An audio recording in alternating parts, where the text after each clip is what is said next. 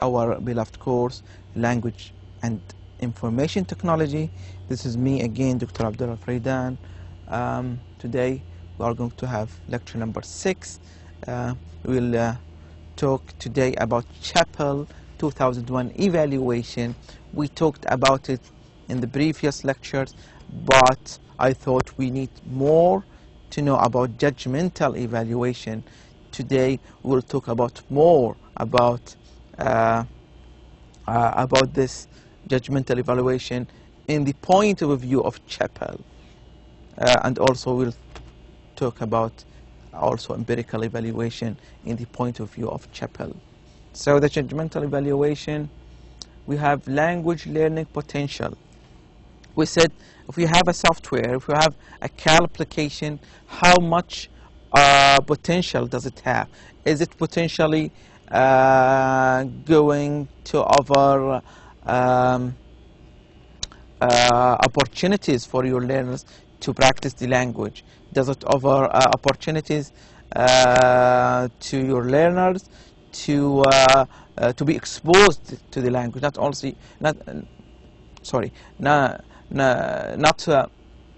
only practice the language, but also exposed to the language. So we have two things here: being exposed to the language.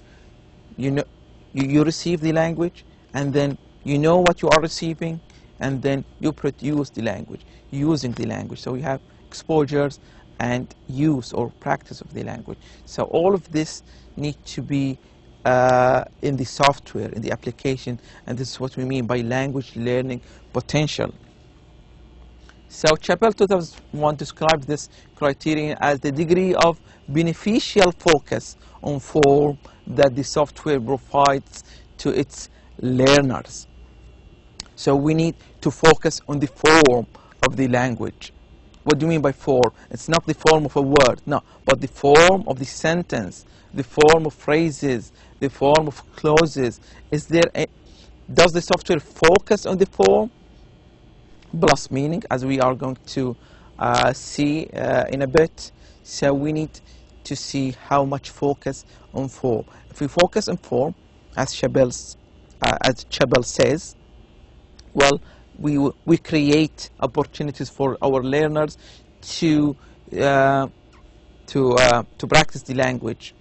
Focus on form, it's like you are exposed to the language, you see the language, you read it, and then you understand it, and then you use it. You start to produce the language, and this is very important in deciding and choosing your software or application.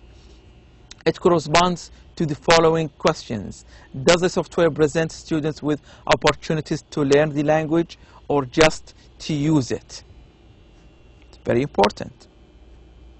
Does it create opportunities to learn the language or just use it? How learning happens? It happens by creating opportunities for students to learn and then to use the language. To what extent does the software shift the learner's attention towards beneficial focus on form? And what do you mean by beneficial focus on form?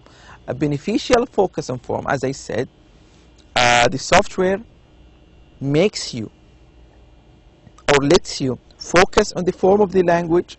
You benefit from that focus and you start to produce it. Sometimes you focus on the form, you focus on the language, but it's not beneficial to you. Either you start to forget it, either you don't pay attention to it, and this is the role, this is the job of the application. And we'll see how we can make this focus beneficial, the focus on form.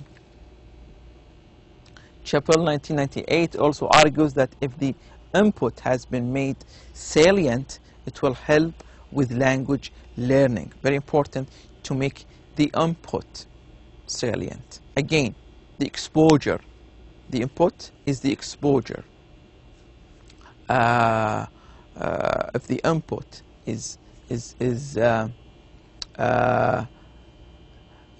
enough to to make it very important to your students, they will start to learn how to make things salient. Either you underline important words or important structures by underlining, but by making them in bold, make them in bigger fonts, or you can, for example, have them in different colors or highlighted. Just try to make it noticeable to your learner. And there is this noticing theory, very famous theory. The noticing theory asks all teachers or researchers to make the input, to make the language that is going to be offered to the students or to the learners to be noticeable. If they notice these important elements, like important words, like important structures, they claim they are going to learn them very easily. But if you have, for example, a passage all in one color or in one font, it's going to be less learned by your students. But if it is colored, for example, if you highlight important words and structures, you underline them, you have them in bold, in bigger fonts, in different colors, this will help them to notice these words and structures and likely to remember them. So this is the noticing theory, and here we need to apply the same. So you see, Chappell try to take us towards second language acquisition. I mentioned the noticing theory, and noticing theory relates to second language acquisition. So this is, if you remember from the first lectures that I mentioned, that Chappell likes us or likes to relate Cali evaluation to SLA. UUEG, if you remember the software, Using and Understanding English Grammar, focuses intensively on the forms of the perfect tense. It promotes input saliency by highlighting these forms and writing them in italicized bold letters. So if we go back to the software, you remember that in that chapter that we try to evaluate, we focused on the perfect tense and the perfect tenses. They have them in italicized words or in bold letters. Indeed, the previous research has proven such a technique to be very effective, Long and Robinson, 1998. Furthermore, both the colorful animated pictures and the quizzes contribute to input enhancement, as termed by Sherwood and Smith, 1993. So we remember in that chapter we had too many colorful pictures, animated pictures, quizzes. All of this contribute to what is called input enhancement. So you have input. The input, for example, teaching the students the perfect tense. So we need to get them passages, text about the perfect tense, and exercises about the perfect tense. So sometimes we need to enhance that input. How?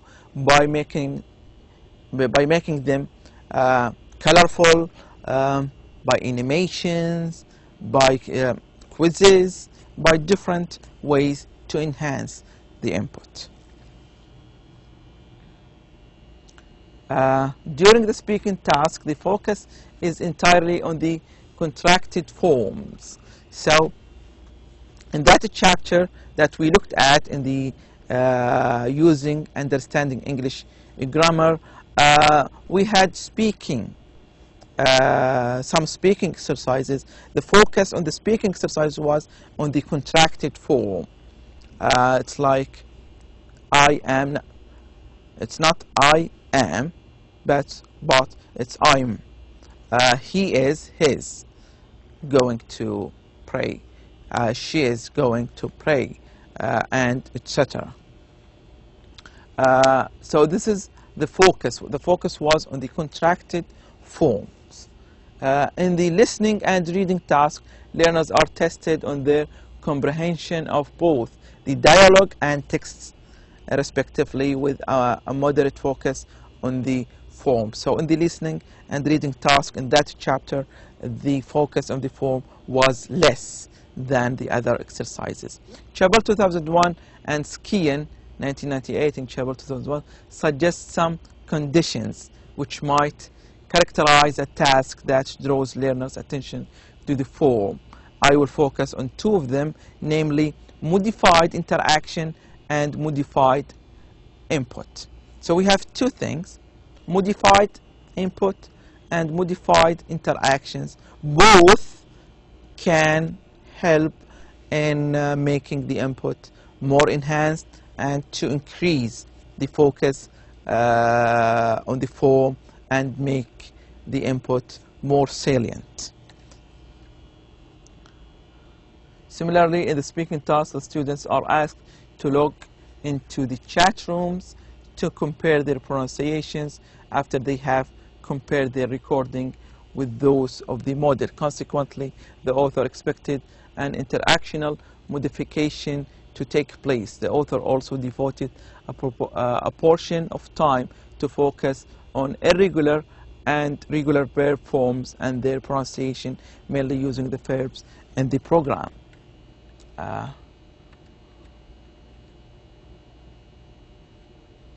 Just modified output.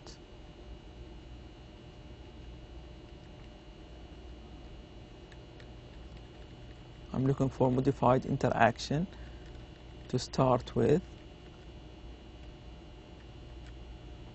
Yes, it should be here the definition of modified interaction. The modified interaction, well, imagine that you have a dialogue in the software. It is between two persons, for example. They are asking each other how to go to the airport. And if you remember in the software, I mentioned that there is this facility of students can record their own recordings and then they can listen to them later. This is considered to be modified interaction. How? You ask the students to create their own dialogues, either among each other or by themselves alone. Here you modify the interaction between the two persons in the actual dialogue and also the interaction between the student and the software or the book. So you need to create something in between. This is called modified interaction. Very simple. Do not make it static. Just you follow what is in the software or what is in the book. In the book, for example, students, they read the rule, they answer exercises. There is no opportunity to create or to modify anything, especially if there is interaction between two persons in the speaking or in the listening task. So in the speaking task, the students are asked to log into the chat rooms to compare their pronunciations. Very important, very clear or very smart idea. If you have chat rooms with the application, you can ask them to log into the chat rooms and then to compare their recordings, and their pronunciations of the contracted form. By this, you create interactions between the students. If you just want to follow the book, you are going to make them listen to the dialogue, answer the questions, and they go home. No, but by doing this, you create an opportunity for your learners. You ask them, go to the chat room, please students, and play your recordings to each other, try to compare your pronunciations, and start talking about them. So you created what is called modified interaction between the students. After they have compared their recordings with those of the model, consequently, the author expected an interactional modification to take place. The author also devoted a portion of time to focus on irregular and regular verb forms and their pronunciation, mainly using the verbs in the program. So, not only the contracted form, but also regular and irregular verbs. Regular, play, played; irregular, go, went. So another focus on form opportunity. It's obvious that when using UUEG, an interactional modification between the learners and the computer is to be expected. Also, it's not also between your learners, but interaction between the computer and the learner. He is going to compare his answer or his recording to the model. There is a model in the application. You answer and then you check your answer with the model answer, with the key answer. Chabal 1998 suggests this is to be a key element in developing a CAL task. The reading exercise provides a prime example of this theory, as meaning is expected to be broken down when students are shown the hyperlinked words. These students were expected to obtain help by clicking on each word to get its meaning. However, while this element is considered to be one of the strengths of the software, there is no other way for learners to get help with other words that they might find difficult. Therefore, in the author's opinion, a link to an online dictionary was a solution for this. Well, in the reading, as we saw previously in this application, there are underlined words. If you click on the underlined word, you get the meaning of that word. Well, here is what we call a break in the meaning. We have the meaning was broken here. Why? Because while you are reading, you stop to check the meaning of that word. So the flow of reading, the flow of your meaning was broken by that difficult word. So again, a modified interaction between you and the software. But how about if I meet another difficult word, but it's not underlined? The author was expecting us to understand that word, so he did not underline it.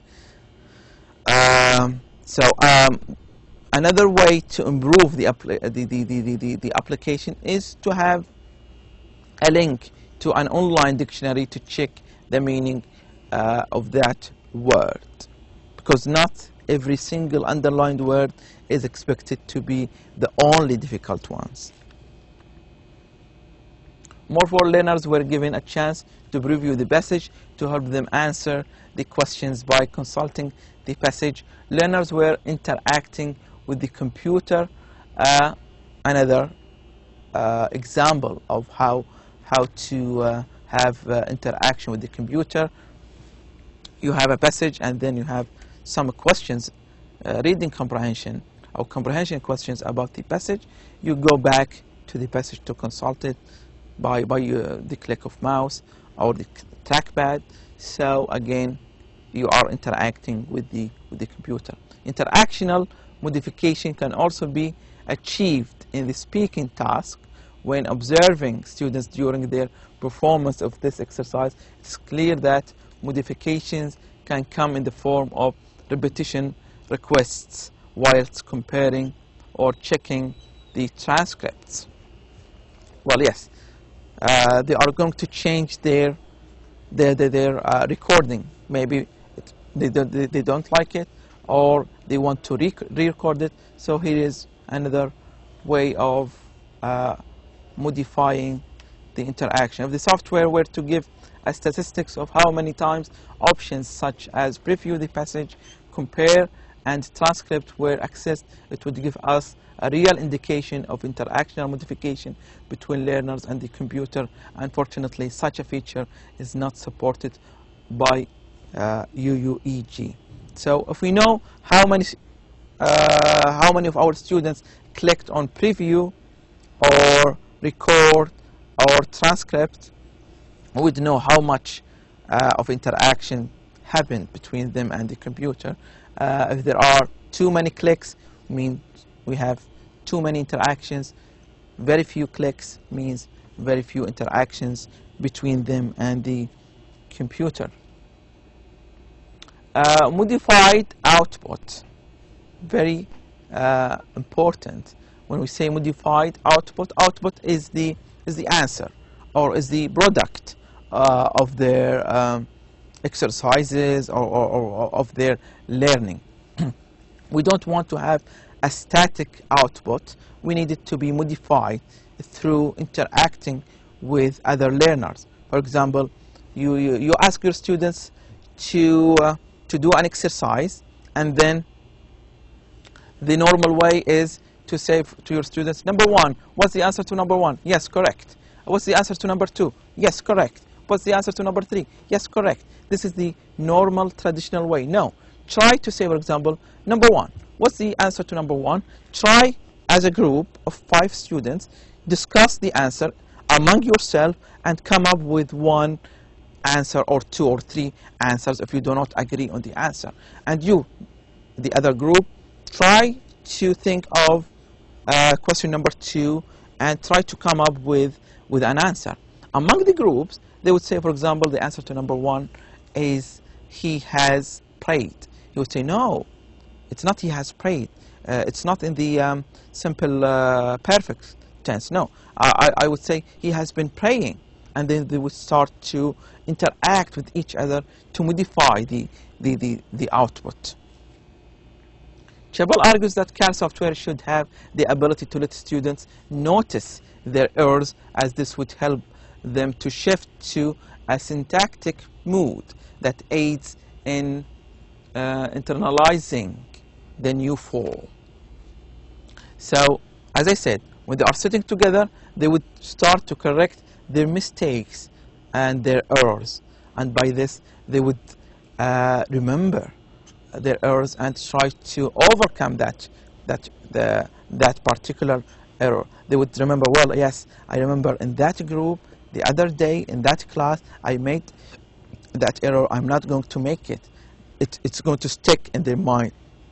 Not like if they were just sitting in the classroom alone with the teacher, no interactions with other students. They may benefit from their errors and they may not. But by creating this opportunity to them, I would think, no, they will remember their errors. And we know that we have this culture among ourselves that when we speak in front of others, especially our colleagues or our friends, we have this embarrassment. We don't want to make errors, and by this we are going to improve our students. Borg 1999 also claims that error awareness helps students to monitor and self-correct their use of language. In UUEG, the feedback is very appropriate and one of the potential strengths of the software. By pressing the check answer button that is found at the bottom of every page that has exercise error are crossed with a red line or with a red cross if no answer has been given. So in the software, there is check your answer. You click on check your answer and then you will see correct, correct, correct, or X not correct, or crossed, it's not filled in by an answer. All of this help you to notice your errors. You would see, well, the check marks or the X marks, well, I will try to remember that error and not making it later. Chabal also argues that learners should be given the chance to correct their errors, and in the exercises discussed earlier, students were given a second chance to do just this. And this is very important. If the software allows a second chance, that would be very, very good. If an error still persists, the computer will eventually display the answer in green. So if you make another mistake, another problem, the computer will show you the answer in green color. When the mouse is moved to the corrected answer, it flashes the error in red and the right answer in green, and this is very good. This is not a thing. You move the mouse to your answer, it flashes your incorrect answer, and also flashes the correct answer in green. The author believes learners will benefit greatly from this feature. Yes, I think so. In the case of more than 2 errors being made, the computer will advise learners to go back to the previous charts and check their information. So the computer, if the computer sees you have too many errors, 2 errors and above, it will ask you, please go and check your information in the chart. So very, very good advice from the computer, because the computer feels that you need to check your grammar, your the rules that you have studied previously before you continue in the exercise.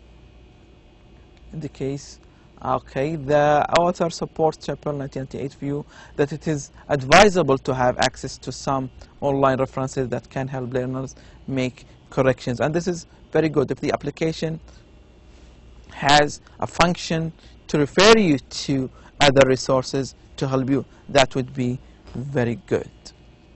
When all of the answers are correct, the software displays a well done message in red at the top of the exercise, and it changes the answers into the color green. So if all your answers are correct, it says well done, and the answers become in green. And this is positive feedback, very important to encourage your students, to give them more encouragement, to give them more confidence in their learning. The colored feedback is of significance. Apart from giving a focus on form, it allows the computer to take on the occupational role of teacher, as people in this profession tend to use the color red when making corrections. Yes, so the applications take the role of a teacher. They use the red pen to correct students' answer. The application does the same. You see, here is the picture.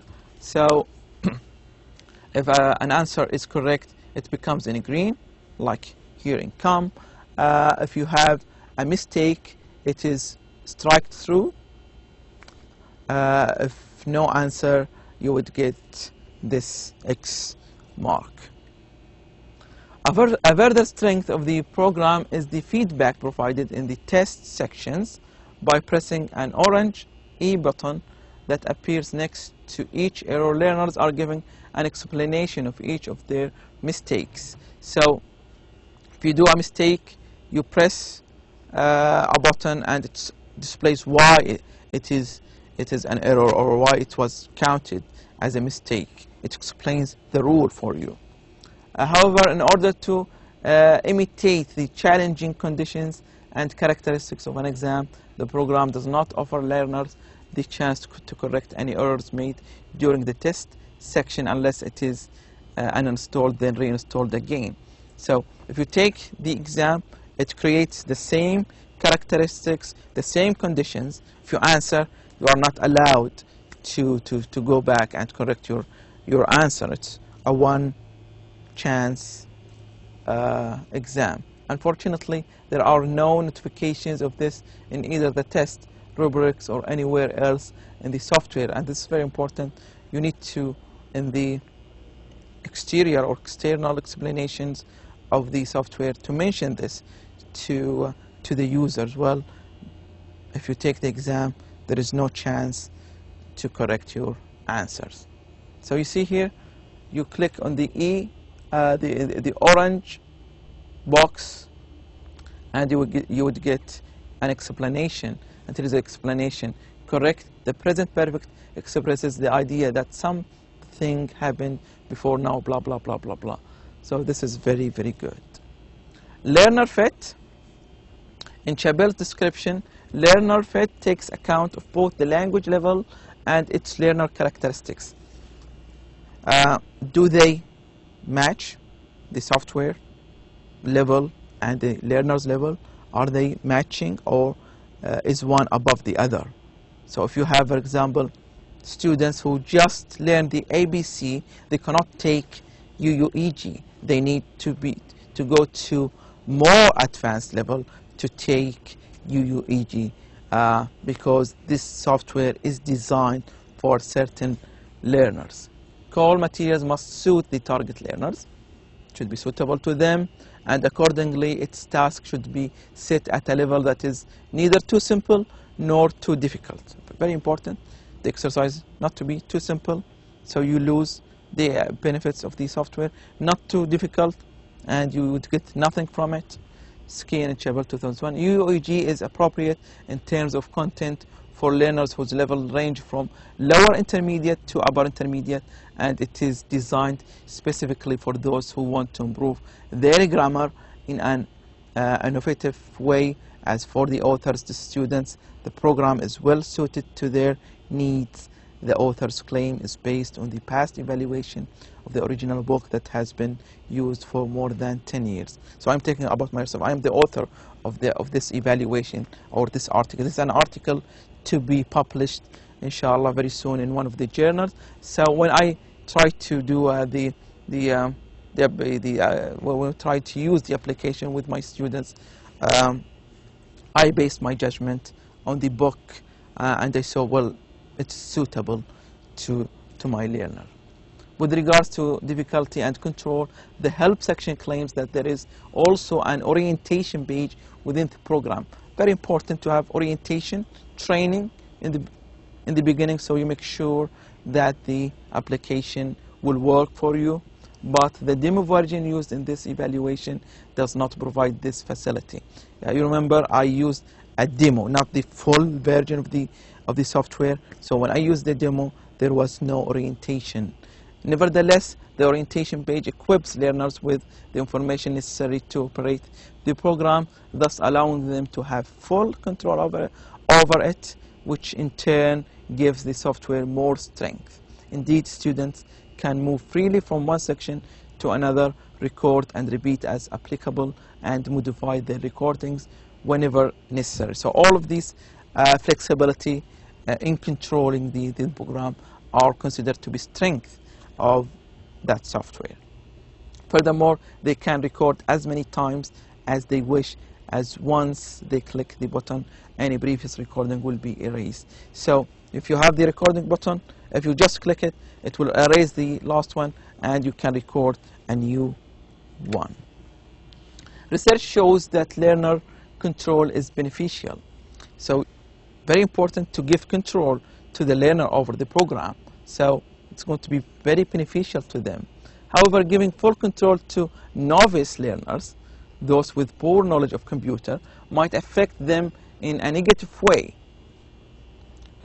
Imagine that you give UUEG to your grandfather or grandmother who are 100 years old or 90 or 70 years old, and they are completely novice of computers. Well, it's going to be the outcome, the result is going to be negative. Why? Because they do not know how to use computers. So very risky to give full control to people who does not know or who do not have proper enough knowledge, either both for language and computers. Whilst the majority of the exercises and their rubrics are clear and set at the correct level for the author's student, this cannot be said of those designed for error recognition. Moreover, the author has a view which is consistent with that of Heaton. Error recognition is not an adequate way of helping students to learn. In the author's opinion, they should be exposed to the correct forms, which in turn would help them to produce the language correctly themselves. Nevertheless, this is only true when considering the first stages of learning. Advanced students, the author believes, need to be able to distinguish between correct and incorrect forms. The author says this as his students still face problems with the language and still produce errors, and the author doubted that these particular exercises were easy enough for them. So in simple, I say that it's not enough only to give students their errors or to ask them to recognize their errors.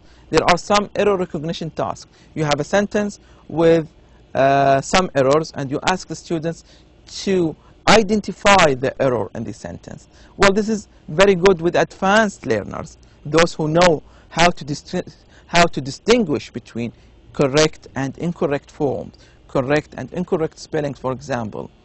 But with elementary,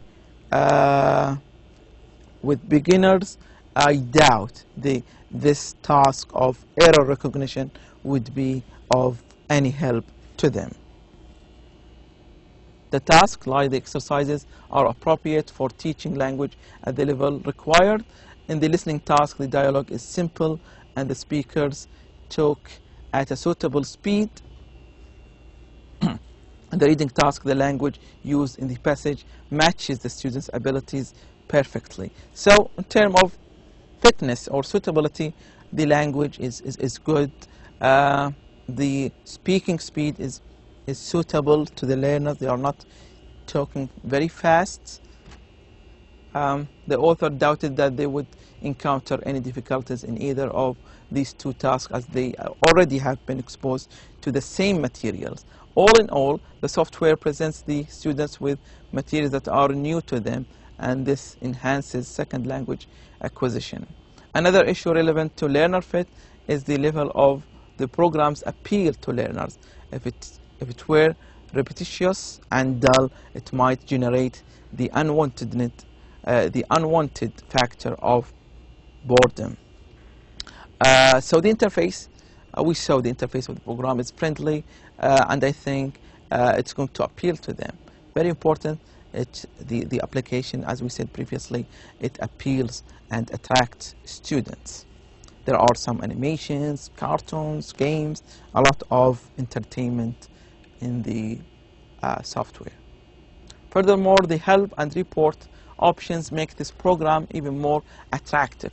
Learners can find help and support for the most frequent technical problems encountered, and there is information at hand about the system requirements and how to set up the microphone, which is not easy to do. Installation instructions are also available. So very important to have all of these available to the students. All the help they need to solve any technical problems with the computers or with the installation of the software. It is the author's intention to set the authors, students some homework in which they must write, using the perfect tense, their own feedback about UUEG, detailing their experience and opinion of the program. So in the report, you can ask your students to write a review about the program, reporting the difficulty, the suitability, any remark, any points regarding the software. In the report option, students can monitor their progress from one section to another within a single chapter. The report shows the learner's name alongside his or her score in each of these sections. So very important, you are going to watch your progression over the sections. This is your score in this section, and that's your score in that section. All in all, I would say that UUEG is a very good software, but you need to consider all the things that we talked about in the judgmental evaluation, and one step further is the empirical evaluation. You give the application to your students and decide. I myself gave it to my students, and the results were very impressive. Thank you for watching. Thank you for listening. We'll see you inshallah next class.